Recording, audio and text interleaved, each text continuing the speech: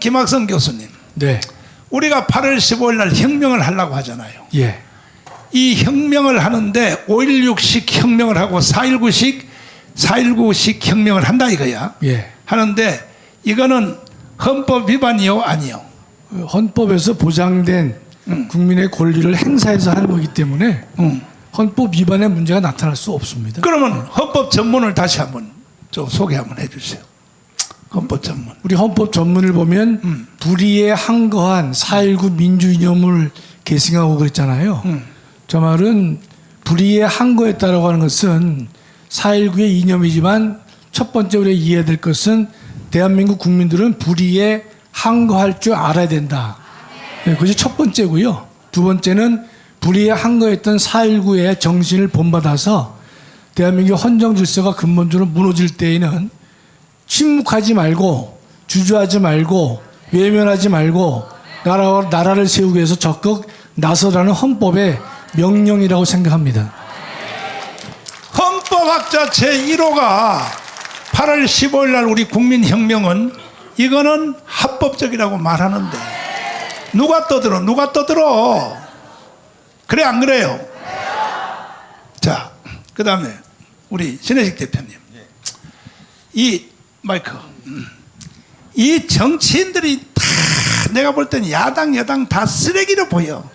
맞습니다. 보이는데 일단은 지금 현재 정청래가 그 윤석열 탄핵이란 말이야. 예. 탄핵 결의안을 하면 대통령이 또 기각시키니까 요게 이제 피하려고 청문회란 말을 빌렸단 말이에요. 예. 근데 결국은 마지막 목적지는 어디로 갈 것입니까? 탄핵으로. 결국 탄핵으로 가는 건데 네. 일단 이제 광화문 세력들의 동의가 필요한 거 아니겠습니까? 그 세력들이 모여야 되니까 서명을 140만, 그러니까 국회 청원을 140만을 받은 걸 빌미로 해가지고 그거로 이제 국민들을 속이고 있는 겁니다. 이제 탄핵 절차에 들어간다. 그러면서 거기 그 청원에 참여한 사람들이 국가보안법 폐지 또 국가보안법 위반자들 이런 자들이 있기 때문에 그 사람들부터 끌어들이겠다. 네, 그 사람들을 모아서 광화문에서 싸우면서 그걸 압력을 가하고 국민의힘을 와해시키고 그 다음에 탄핵에 들어가겠다. 이런 전략을 이제 세운 것이고 이제 1단계 전략이죠. 이제 2단계 전략은 뭐냐? 2단계 전략은 국민의힘을 와해시키는 게 이제 2단계 전략이죠. 국민의힘을 와해시키려면은 한동훈이를 이번 전당대회에서 당대표를 만들어줘야 된다. 그래서 김어준이가 한동훈을 지지 선언했습니다. 네. 방송에 직접 얘기한 거예요. 자기가 한동훈 나 지지한다. 이야. 그리고 한겨레마저도 칼럼을 통해서 이야. 젠장 우리가 한동훈을 지지하게 된다느니 되었다느니 이렇게 해갖고 한겨레 등 좌파 언론들이 지금 한동훈을 지지하는 그런 상황까지 온 거죠. 그러면 그러니까 한동훈을 지지하는 이유가 뭐예요? 한동훈이 들어와야지만이 최상병 특검을 논의하게 되고 최상병 특검을 통해서 윤석열 대통령 탄핵으로 들어가는 그 길목을 열겠다는 거죠. 지금 특검이 여러 가지가 있지만 최상병 특검, 김건희 여사 특검, 한동훈 특검이 있는데 한동훈이 당대표 되면 한동훈 특검 당연히 맞겠죠. 그 다음에 김건희 여사 특검에 대해서도 문재인 정권 때 2년간 열심히 했지만 일단 윤석열 대통령이 굳건하게 이제 맡고 있는데 거기에 이제 최상병 특검을 한동훈이 길을 열어준 거예요. 나는 최상병 특검을 찬성해 줄 테니까 한동훈 특검은 통과시키지 마라. 그래서 한동훈 특검 얘기 나오니까 난리가 나지 않습니까? 근데 일단은 최상병 특검에 대해서 길을 열고 한동훈이가 그걸 통해서 윤석열 대통령을 탄핵하려고 하는 그런 이제 민주당의 작전을 세우는 거죠. 그러면 이제 자연스럽게 김건희 여사 특검까지 열리는데 이번 전당대회에서 참 놀라운 일이 벌어졌습니다. 예. 한동훈이 김건희 여사의 문자를 씹었는데 여기에 누군가가 한동훈 세력인지 아니면 그 이외의 세력인지 열이 받았는지 김건희 여사의 댓글 공작이라는 미명하에 또 녹취록을 올려가지고 또 논란이 되고 있습니다. 그러면 그러면- 그 의사 진행 발언 잠깐 말씀드리면요. 목사님께서 이제 탄핵 결의안을 내면 대통령이 거부권을 행사할 수 있다고 잠깐 말씀하셨는데, 그렇지. 그건 오류입니다, 목사님. 왜? 그래서 말씀드리는 게 결의안에 대해서는 대통령이 거부권 행사를 못합니다. 아니 근데 저기 저 국회에서 일단 법률안을 만들었을 때만 거부할 수 있어요, 목사님. 그러니까 처음에는 이제 180석 가지고 네. 법률안을 만들겠지. 그 다음에 이제 200석을 합해서 탄핵 결의안을 가겠지. 그러니까 탄핵 소추를 국회가 탄핵 소추를 결의하면 가려면 200석이 필요한 거죠. 200석이 필요한데요. 그 200석 가려면 8석이 더 저 국민의힘 정당에서 도움이 와야죠. 그쪽으로 가야죠. 예, 예. 8석. 예. 근데 우리 장로님 생각에는 8석이 갈 것 같아요, 안 갈 것 같아요? 넉넉하게 가지요. 8석은요 비례대표가 20석 이상이 됐고 한동훈이가 상위권 배치 거의 한 20번에서 17번까지는 자기 계파들을 다 박아놨기 때문에 그 사람들은 한동훈이 하라는 대로 합니다. 그러면 8석 정도는 넉넉하게 통과시킬 수가 있다. 그래서 최상병 특검도 통과가 될 것이고 그리고 최상병 특검에서 이제 여러 가지 루머들을 막 좌파들이 만들어내게 되면 그 다음에 이제 김건희 여사 이번에 댓글 논란도 터졌지 않습니까? 그러면 이제 그 다음엔 김건희 여사 특검 요렇게 두 가지를 민주당이 한동훈에게 받아낸 다음에 그 다음에 이제 한동훈을 버릴 거예요. 한동훈 특검으로. 그래서 대통령도 탄핵되고 그 다음에 한동훈이도 이제 요번에 그 댓글 논란 터졌지 않습니까? 예, 정치인의 공무원의 정치 중립 위반. 그래서 한동훈도 깜빵 가고 국민의힘은 완전히 무너지는 거예요. 예. 그래서 지금 현재 그 청문회 하는 거 있잖아요. 청문회 하는데 증인을 32명인가 얼마나 39명이요. 39명을 신청했는데 거기에는 김건희도 증인으로 나오라 그러고 김건희 엄마도 나오라 그래요. 맞습니다. 이야, 그래서 내가 하도 답답해서 그 수석들한테 한번 물어봤어요. 수석들한테. 아니, 비대위원장 되자마자 한동훈이가 바로 대통령하고 맞붙어 싸움이 시작했는데 대통령 빨리 임기를 줄이고 이게 이제 싸움을 시작을 했는데 20년 동안 같이 살면서 윤석열 대통령이 한동훈에게 치명적인 무엇이 약점이 잡힌 게 있느냐?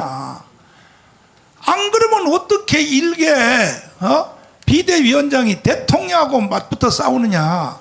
뭔가 약점이 비밀 한동훈만 아는 비밀이 있겠지. 그랬더니 수석들이 나한테 말하기를 절대 없다는 거야. 만약에 있었다면 이미 벌써 깠다는 거야. 한동훈이가 있었다면 벌써 깠다는 거야. 그 절대 없고 그러니까 이제는 그 김건희 여사만 가지고 물고 늘어진다는 거야.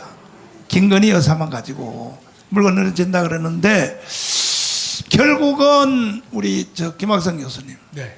내 짐작인데 예. 내가 볼 때는 계속 뭐 특검하고 그다음에 뭐하고 뭐 청문회하고 뭐 발광 떨다가 10월 달 정도 되면은 예. 탄핵 결의안이 통과가 되지 않겠나. 10월 달 되면은. 뭐 왜냐하면 그 조급하니까 이재명이가 조급하잖아요. 예, 10월 달에 1심 선고가 몇 개가 나오죠. 그렇지요. 그러니까 우리는 10월 달 전에 이번에 8.15 때 이거는 승부를 해야 된다. 저기 그 이동욱 교수님. 이동욱은 할 말이 딱 하나밖에 없어요.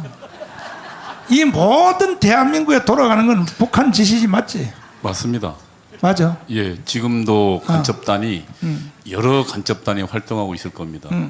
그리고 지금 더불어민주당에도 아마 그러니까 그거를 이제 저희 용어로 프락션이라 그러는데 간첩이 어떤 기관에 침투해서 공작하는 걸 말하거든요. 그러면 제가 볼 때는 시민사회단체도 있을 거고 당에도 있을 거고요. 그래서 하여튼 요소요소에 북한의 그 지령을 수행하는 그런 프락션 공작이 이루어질 그건 뭐 우리가 봤지 않습니까? 민주노총에 벌써 3개 간첩단이 있었지 않습니까? 마찬가지로 북한의 지령을 뭐 수행해서 지금 현재 탄핵과 그리고 전복전을 수행하고 있다고 보는 것이 가장 정상적입니다. 그러면 황장여 선생님 알죠? 예, 저랑 한 6년간 세미나를 매주 같이 했습니다. 그때 황장여 선생님이 간첩이 몇 명 있다 그랬어요. 저한테 5만 명 정도가 있다 그랬습니다. 그때. 그래서 이제 김국선 선생님 그때 우리하고 같이 활동할 때 뭐냐, 이제는 북한이 간첩을 보낼 필요가 없다. 예. 하도 차고 넘쳐서. 그러면 그 5만 명의 간첩 플러스 함께 따라도는 간첩 15만 명이 동조자들이요. 흔들어 버리면 예. 대한민국 끝나는 거 아닙니까? 지금 이미 흔들고 있지 않습니까? 그래서 지금 국민들이 윤석열 대통령을 미워하게 되고 그다음에 김건희 여사를 미워하게 되는 것들이 사실은 저들의 거짓 선전선동들이거든요. 근데 그것을 지금 우리 국민들이 알지 못해요. 그리고 지금 사실은 경제가 어려워진 것도 문재인 때 경제를 엉망으로 만들어 놓은 거거든요. 포퓰리즘 해가지고. 그래가지고 지금 현재 그 윤석열 대통령이 그것을 극복한다고 애쓰고 있는데 오히려 지금 문재인 때는 경제가 좋았는데 윤석열 때문에 우리가 살기 힘들어졌다고 거꾸로 생각하고 있는 건데 이것이 사실은 선전선동 공작입니다. 그러니까 간첩 5만 명과 그들의 그 주요 기관들 선전선동제 가장 큰 거는 또 민노총이 장악하고 있는 그 언론 노조가 있지 않습니까? 지금 언론 노조는 거의 대부분 민노총이 장악하고 있는데 민노총은 지난번 간첩단이 이미 밝혀졌잖아요. 그렇지. 그럼 그 매일 나가는 뉴스나 그다음에 해설들 그다음에 이것들이 기사들이 전부 민노총 다시 말하면 북한의 지시를 받는 간첩들에 의거해서 그 내용이 나가는 겁니다. 윤석열 대통령이 유리한 내용은 안 나가고 윤석열 대통령이 불리한 것만 몇 개 모아서 그걸 확대시키면 죽일 놈 되는 거죠. 지금 김건희 여사도 마찬가지입니다. 김학선 교수님. 네. 부정선거 했어요, 안 했어요? 이번에 4월 10일 선거. 그렇지. 증거가 명백하게 드러났죠, 선거. 드러났죠. 예, 예. 그럼 저 192석 저것들은 다 가짜 국회의원 아닙니까? 다 가짜는 아닌 것 같고요. 대부분이 그 정당성 없이 만들어진 것이 아닌가 생각해요. 내가 볼 때는 다 가짜 같아. 이 300명 국회의원들은 다 잡아다가 깜빵에 집어넣어 버려야 돼. 부정선거로 당선된 사람. 김수열 대표님. 결국은 우리가 걱정하고 큰일 났다 큰일 났다 한탄만 해서 될 일이 아니고 예, 해결을 해야 되잖아요. 맞습니다. 우리는 광화문은 결론을 냈잖아요. 예, 이 문재인 때 대한민국을 해체하고 북한으로 넘기려고 했던 김대중, 노무현, 문재인 예, 이게 이제 실패를 하자. 지금 시행자가 바로 이재명이라고 보는데 우리가 그때도 선제적으로 광화문에서 비가 오나 눈이 오나 5년 동안 싸웠기 때문에 윤석열이가 당선된 거 아닙니까? 맞습니다. 만약에 우리 광화문이 없었으면 윤석열이 정권 교체가 될 수 있었을까 없을까요? 어림도 없는 일이죠. 지금 목사님 말씀하셨지만은 사실 문재인 때 대한민국 다 먹은 겁니다. 그리고 아주 정말 여유 있게 가는데 그야말로 생각지도 않았던 정호훈 목사님이 광화문 이끌고 투쟁을 하면서 투옥되고 막 국민을 갖다 깨우치니까 이 복병 때문에 조금 연기된 겁니다. 그래서 우리가 정권까지 교체해서 지금 여기까지 왔는데 또 위기가 또 찾아온 거 아니겠습니까? 이 위기를 극복하는 방법은 무조건 우리 선지자께서 말씀하시는 대로 그대로 밀고 나가는 방법 없습니다. 지금 이 대한민국이 임진왜란 직전보다가도 더 공론이 분열되어 있고 조선시대 말기보다 정치권은 더 썩었고 4.19보다 더 혼란스럽고 6.25 직전보다 더 위험한 그야말로 풍전등화의 위기에 있습니다. 이것을 극복할 수 있는 정말 한 가지 길은 우리 선지자께서 말씀하신 선제공격, 선제방어 이거밖에 없습니다. 그래서 우리 국민들이 전부 아까 이정린 차관님께서 말씀한 것처럼 정건 목사님의 10분의 1만 뛰어다녀도 성공할 수 있다 이렇게 생각합니다. 모든 국민이 함께 일어서서 이번 8.15 때 반드시 대한민국을 지켜내야 하겠습니다. 10분의 1이 아니고 섭섭해 나는 100분의 1만 좀 해줘. 100분의 1만. 전국의 이 방송을 듣고 있는 모든 시청자들 들어보세요. 여러분들은요, 내 몸 상태가 되면요, 침대에서 일어나지도 못해요. 근데 내가 목숨 걸고 어제 그저께는 부산 갔다 왔죠. 계속 하루에 2시간씩 방송하지요. 내가 하는 걸 한번 보라고. 그러니까 10분의 1이 아니고 100분의 1이라도 좀 해달라는 거예요. 100분의 1이라도. 신혜직 대표님. 예. 아니 그런데 우리가 윤석열 대통령을 만든 우리가 주인공 아닙니까? 그렇습니다. 근데 윤석열 대통령님을 내가 만나달라고 하는 것도 아니고, 이번에 부정선거 있잖아요. 부정선거. 예. 이거 한번 법무부 장관한테 지시를 하든지 해서, 아니, 그래서 우리가 무슨 뭐 윤석열 대통령한테 돈 달라는 것도 아니고, 우리가 대통령을 만든 우리가 주인공으로서 최소한, 이게 부정선거, 이거 좀 밝혀달라. 그러면 사실 국회 동의 없이 부정선거 조사위원회라고 하는 것은 대통령의 명령으로 요즘 위원회 많잖아요. 그냥 만들어지는 겁니다. 그냥. 그렇죠? 예, 대통령이 마음만 먹으면 위원회는 그렇죠. 예. 그냥 만들 수 있고, 예. 그래서 예. 뭐 부정선거라는 표현이 좀 껄끄러우면은 선거제도 개혁위원회 해가지고 그래서 이제 선관위 밑에다가 감시기구를 달아버리면 됩니다. 그리고 검찰에 이러이러한 문제들이 있으니까 수사를 시작해라. 뭐 그렇게 해서 이제 수사도 개시될 수가 있는데 부정선거라는 부분이 너무나 명백하고 대한민국 선거가 지금 사전선거가 2번 있는데 전 세계 어느 나라도 없는 이런 그 사전선거라는 걸 채택해가지고 부정의 빌미를 만들어냈지 않습니까? 그렇지. 다음에 지방선거 있고 또 대선이 있는데도 불구하고 이런 부분에 대해서 개혁하지 않으려고 하고 또 눈에 보이는 부정선거마저도 외면하고 있는 저는 이 윤석열 정부의 가장 큰 문제는 우리 보수우파는 바라보지 않고 보수우파가 가장 원하는 부분은 바라보지 않고 한동훈 같이 이 좌파들의 눈치만 보다가 시간을 다 보내고 있다. 좀 더 강력하게 나가야 된다. 지금 눈치 볼 일이 하나도 없거든요.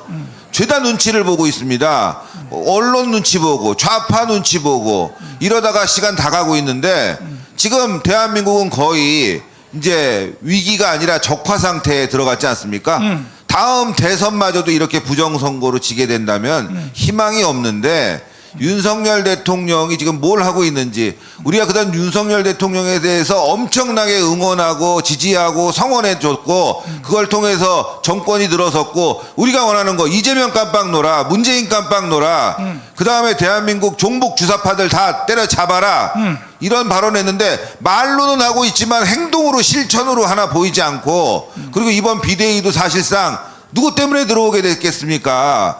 윤석열 대통령이 원했기 때문에 한동훈이 들어온 거 아닙니까? 그 암덩어리가 지금 보수우파를 다 박살내고 있는 거 아닙니까?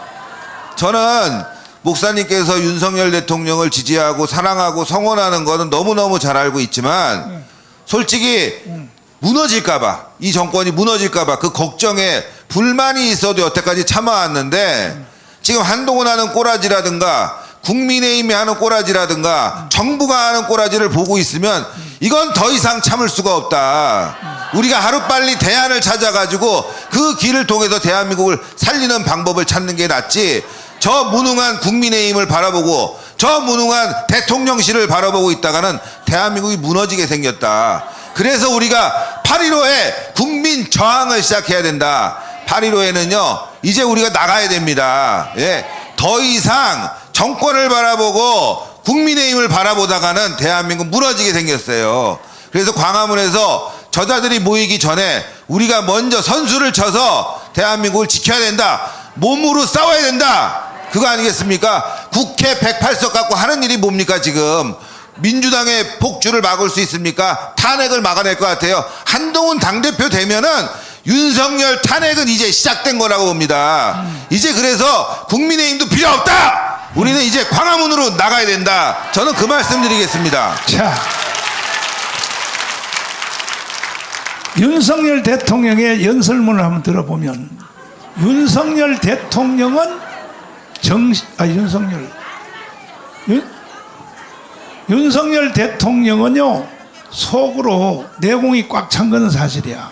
근데 문제는 간신배들 비서들 있잖아. 걔들이 윤석열 대통령을 계속 가로막고 있어요. 윤석열 대통령 연설 한번 들어보세요. 얼마나 단호한가 한번 들어보세요. 들어봐. 소리 높이. 대통령께서는 이 땅에 자유의 가치를 심고 자유 대한민국을 건국하셨습니다. 박정희 대통령께서는 전쟁의 폐허 속에 절망에 빠진 우리 국민들에게 할 수 있다, 하면 된다는 자신감을 불어넣으며 국민과 함께 한강의 기적을 이루어냈습니다. 자유민주주의와 자유시장 경제를 선택한 대한민국은 전 세계가 부러워하는 경제 강국을 넘어 이제 세계를 선도하는 문화 강국이 되었습니다. 하지만 공산 전체주의를 선택한 북한은 세계에서 가장 어둡고 가난한 지구상의 마지막 동토로 남아 있습니다.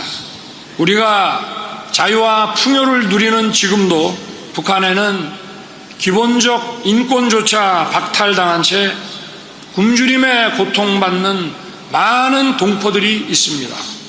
북한 정권은 국제사회의 거듭된 경고에도 핵과 미사일 능력을 고도화하고 있고 최근에는 오물풍선과 같은 비열한 도발까지 감행하고 있습니다.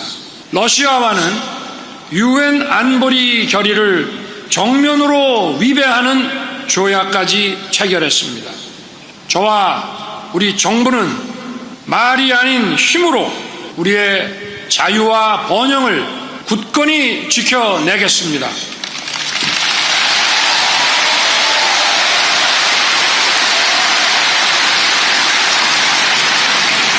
국민의 자유와 생명을 지키고 감히 이 나라 대한민국을 넘볼 수 없도록 단 한 걸음도 물러서지 않을 것입니다. 됐어요. 자, 대통령이 이렇게 연설을 하면 김학성 교수님, 예. 비서관들이 저 바로 사이클에 맞춰서 네. 그대로 투쟁을 하면 나가야 될 거 아닙니까? 비서관뿐만이 아니라 예. 국민의힘 국회의원 전원이 나서서 네. 힘을 보태야 되는 것이죠. 그 대통령 혼자만 저렇게 떠들어. 예.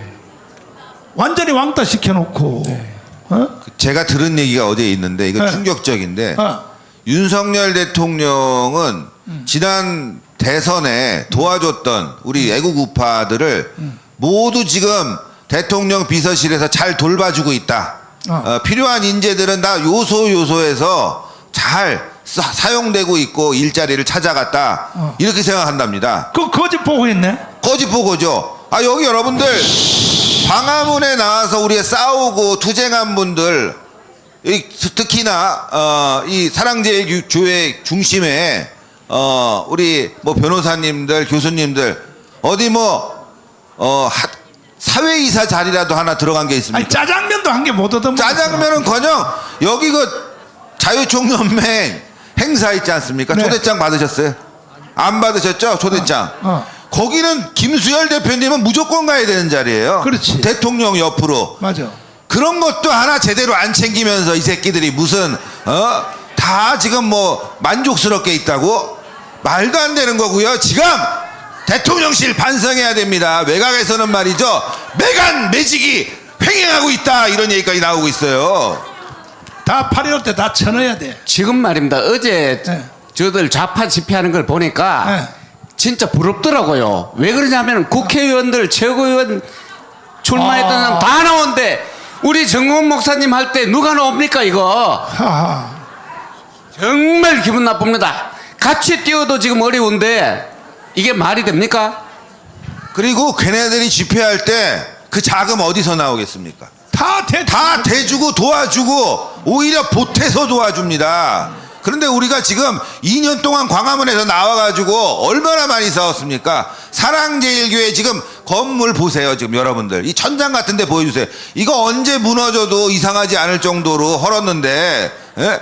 목사님은 그 자금을 갖다 교회에 썼으면은 아마 여기 빌딩이 올라가고도 남았을 겁니다. 엄청난 좋은 건물이 올라갔을 텐데 그런 자금들 여러분들의 힘 다 투여하지 않았습니까? 근데 여기에 짜장면 한 그릇이라도 갖다 놨습니까? 예? 제가 오늘 솔직히 말씀드리는 거예요. 지금 국민의힘 하는 꼬라지가 뭡니까? 정말 어이가 없습니다. 한동훈 같은 자가 당 대표가 된다고 하는데 여론조사를 해보면 국민의힘 당원들 여론조사입니다. 50%가 나온다고 합니다, 여러분들. 이거는 국민의힘이 지금 원래 30만에서 80만 가는 사이에 좌파들이 어마어마하게 들어왔다는 거예요. 점령당했습니다. 하하. 국민의힘 당원들까지 점령당한 거예요. 그나마 정광훈 목사님이 애국 세력을 그때 우리 국민의힘에 가입하자 해갖고 많이 가입하셨죠? 맞아요. 수십만 명 가입했는데 뭐라고 그랬어요? 다 나가라 니네들! 전광훈 목사와 함께 다 나가라! 그런 다음에 다 좌파로 심어놓은 거예요. 그래서 지금 한동훈이가 당대표 되겠다고 나온 거 아닙니까? 제가 지금 하나 준비한 게시물이 있는데, 자, 한동훈이 이번 연설할 때 한 시인의 문구를 연설문에 넣었어요, 여러분들. 정호승 시인의 그 시를 연설문에 넣었는데 그 정호승이란 사람은 여러분들 문재인 지지 선언을 한 시인이에요. 예? 아하. 문재인 지지 선언을 했고 문재인도 트위터에다가 난 이 사람한테 선물 받았다. 너무 좋다. 정호승. 예? 이렇게 정호승을 좋아하고 정호승을 지지했는데 그 시인의 문구를 넣어가지고 한동훈이 이번 대구 연설회에서 연설했습니다. 하하. 예? 저는 이런 모습 보면서 야, 아니 시인들 문구가 오죽 많습니까? 근데 굳이 정호승 문재인 지지자의 연설을 놓고 한동훈 저번에 여러분들 제가 화양연화 영상 보여드렸죠? 화양연화 영상 한번 다시 보세요. 예? 자기는 문재인 정권이 너무 좋고 그때가 화양연화라고 그럽니다. 예? 아니 화양연화란 말이 그 뭔 말이야? 난 화양연화는요. 그래도 잘 모르겠어. 그. 이게 사자성어가 아니라 환양년이라는 거냐? 환양년? 뭐 그렇게 들을 수도 있는데 이게 사실 친중이에요. 네. 중국 영화입니다. 중국 영화. 중국 영화? 네, 90년대 나왔던 어. 뭐 홍콩 영화가 유행했었잖아요. 아, 그렇지. 그때 나왔던 중국 영화인데 중국 영화 제목이 화양연화예요. 아. 화양연화는 내가 인생에서 가장 그때 꽃피웠다, 아름다웠다, 뭐 그런 겁니다. 중국 영화인데. 그때 이제 그 문재인 때가 제일 좋았다 이 말. 그러니까 한동훈은 문재인 때가 내가 가장 좋았다. 그 가장 좋은 시절에 뭐 했냐? 적폐청산. 1000여 명의 우파를 조사하고 200명 구속시키고 그 다음에 5명이 자살하고 이명박, 박근혜 깜빡 놓고. 그 이외에 우리 많은 애국지사들이 깜빵 갔는데 그때가 제일 좋았다. 제일 행복한 시절이라는 거예요. 그리고 난 뒤에 연설회에서는 문재인을 지지한 시인의 글을 읽어주면서 연설을 했는데 그 연설을 보고 와 하고 박수치고 거기서 또 청년 후보가 나와가지고 여러분들 박정희 대통령 좋습니까? 하니까 아니 당신이 지지하는 후보가 좋습니까? 그러니까 한동훈 막 외치다가 박정희 대통령보다 더 좋습니까? 하니까 한동훈이 박정희 대통령보다 더 좋다고 그 연설회장에서 외치고 난리가 났었어요, 여러분들. 그게 바로 여러분들 한동훈 지지자들 그 당원들의 모습입니다. 예. 박정희보다 한동훈이 더 좋다고 대구에서 외칠 수 있는 저 미쳤어. 정말 강심장들, 저 미쳤어. 강심장이라고 표현하고 싶어요. 미쳤어. 이런 상황이 됐습니다. 지금 국민의힘이 어제요. 국민의힘 이거 사천했다. 잘못됐다. 이번 공천 잘못됐다고 제가 보도를 하니까 저를 어제 명예훼손으로 고발을 했어요, 여러분들. 여러분 뭐 문자 내용 뭐 보신 분들도 계시겠지만 웃기고 앉았네. 너무 어이가 없는 당이 돼버렸습니다. 국민의힘은 지금 민주당보다 더 좌파화됐다니까요. 사실상. 맞아. 그래서 저희가 자유통일당 중심으로 8.15 때 싸우지 않으면 대한민국을 지킬 정당이 없다는 걸 여러분들이 정확하게 인식해 주셔야 됩니다. 김학선 교수님. 이 권력자가 제일 위험한 게 이게 보자기에 쌓이는 거 아닙니까? 그렇습니다. 이승만 대통령을 하야하라고 청년들이 경무대에 갔더니 네. 4.19 일어난 걸 모르고 있더라는 거야, 이승만이가. 그러면 윤석열 대통령도 그렇게 하면 돼요, 안 돼요? 안 되죠. 예. 아니 뭐 지금 뭐 내 대통령 선거 도안 쓰는 사람한테 다 지금 직책을 다 줬다. 이거 지금 대통령이 지금 눈 가려진 거 아닙니까 이거? 그 분명히 팩트 체크를 해보면 어렵지 않게 알 수 있음에도 불구하고 그러니까 윤 대통령이 한쪽 면에서는 올바른 길을 가고 있지만 또 다른 측면에서는 더군다나 자기를 지지하고 만들어준 정치 세력에 대해서는 상당히 홀대하고 있다는 사실을 우리가 부정할 수가 없고. 아니 그러니까 장 차관들하고 그 다음에 그 300명의 저 용산의 비서관들 네. 이 사람들이 지금 윤석열을 속여 먹고 있는 것 같아. 아까 연설할 때 봐요. 윤석열 얼마나 잘하는가. 그렇습니다. 예. 저렇게 하는데도 이게 비서들이 전부 다 말이야 다 가로막고 있다. 그러면서 또 뭐라고 거짓 보고해서 아니 대통령을 위해서 수고한 사람들한테 다 일자리 다 줬습니다. 이따위로 보고를 해버리니까 분명한 것은 대통령이 그런데 속아 넘어가면 안 되죠, 목사님. 안 되죠. 예, 예. 그것도 대통령 책임이죠. 네. 자 마지막으로 김수열 대표님 결국은 우리가 8.15 혁명밖에 없습니다. 예, 그렇습니다. 그렇죠. 예. 8.15 혁명 외에 다른 해답이 있으면 한번 가지고 나보라 이거지. 10월달 가서 탄핵 결의안이 돼버리면 그때 가면 늦어요. 벌써 쟤들은 이번 주부터 시작했잖아요 벌써. 했습니다. 했어. 어제도 난리 났습니다. 다시 이거 우리 김학성 교수님한테 한번 물어볼게요. 그러면 탄핵 결의안 되면 헌법재판소로 넘어가죠. 그 이제 국회가 탄핵 소추를 의결하면 안건이 이제 국회로 넘어갑니다. 나는 뭐 헌재로 넘어갑니다. 난 단어가 뭔지 소추가 뭔지 결의가 뭔지 모르니까 그냥 다 그게 그거라고 치고 예, 예. 결의가 되면은 헌법재판소로 넘어가죠. 예, 예. 넘어가면은 헌법재판소가 몇 명이에요 총? 9인 중 6명의 찬성이 있어야 탄핵이 6명. 됩니다. 그럼 현재 좌파 우파 숫자가 어떻게 돼요? 제가 현재는 5대 4로 보수가 우위에 있습니다. 5대 4? 네네. 5대 4면 이길 수 있어요? 그렇죠. 왜냐하면 6명 찬성이 필요하니까 어. 5명이 반대하면 탄핵은 이루어질 수 없습니다. 아 그래요? 현재는 그렇습니다. 그런데 박근혜 때는 더 많았잖아요. 7명이었었잖아. 재판관이 8명이었거든요. 네. 그 당시에는. 그 한 사람 빼고는 다 그게 8명이 뭔가 하면 한 사람이 공석이라 그랬습니다. 목사님. 네. 8명 전원이 다 찬성을 했고 어. 그 중에 3사람은 박 대통령이 직접 임명한 재판관이 박 대통령 탄핵에 적극 나서서 도장을 찍었습니다. 그 내 말은 이제 한 사람은 결격돼서 원래 9명인데 네네. 한 명이 8명 중에 그렇습니다. 6명이 박근혜 내지는 저 국민의힘 정당이 임명한 사람들이 6명이었었잖아요. 그거. 네. 6명인데 어떻게 전원일치로 박근혜를 탄핵시켰냐 이거지. 법과 양심을 저버린 거죠, 목사님.